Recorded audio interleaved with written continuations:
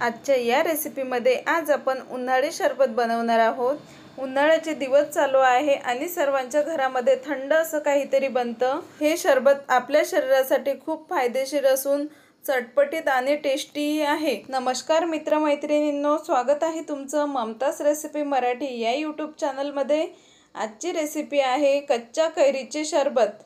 जर चॅनलला अजूनही सबस्क्राइब केलं नसेल तर चॅनलला सबस्क्राइब करा। रेसिपी बघण्यापूर्वी पाहूयात कच्च्या कैरीचे सरबत बनवण्यासाठी काय काय साहित्य लागते ते एक एक करून पाहूयात काय काय आहे ते। 1 चमचा काळं मीठ, पुदिन्याचे पत्ते, 1 छोटी वाटी भरून साखर, 1 कच्ची कैरी आणि अर्ध लिंबू।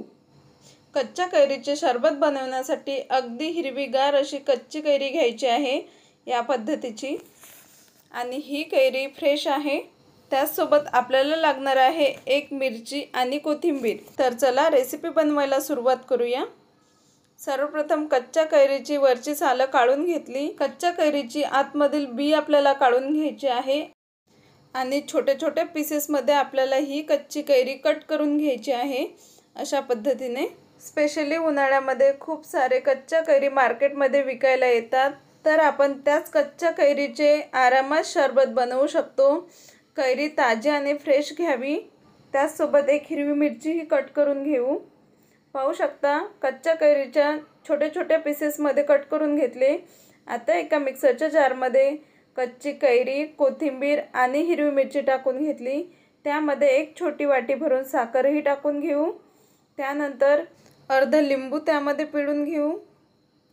त्यासोबत 10 ते 15 पुदिन्याचे पत्तेही आपण त्यामध्ये टाकून घेऊ। काळं मीठ।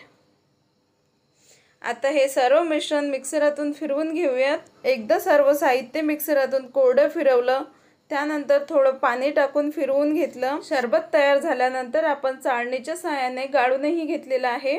अशा सोप्या पद्धतीमध्ये कच्च्या कैरीचे सरबत बनवून तयार होतं, तर एकदा नक्की बनवून पहा, अतिशय चटपटीत लागते। कच्च्या कैरीचे सरबत तुम्हाला कसं वाटलं ते कमेंट बॉक्समध्ये नक्की कळवा। पुन्हा भेटूया असेच एका छानशा रेसिपीसोबत। तोपर्यंत मस्त खा आणि काळजी घ्या। आणि हो, व्हिडिओ आवडल्यास तुमच्या मित्रमैत्रिणींमध्ये नक्की शेअर करा। ममताज रेसिपी मराठी या यूट्यूब चॅनलला लाईक करा, कमेंट्स करा, शेअर करा आणि सर्वात महत्त्वाचं म्हणजे चॅनलला सबस्क्राईब करून बाजूच्या बेल आयकॉनवरतीही क्लिक करा। व्हिडिओ पूर्ण बघितल्याबद्दल धन्यवाद।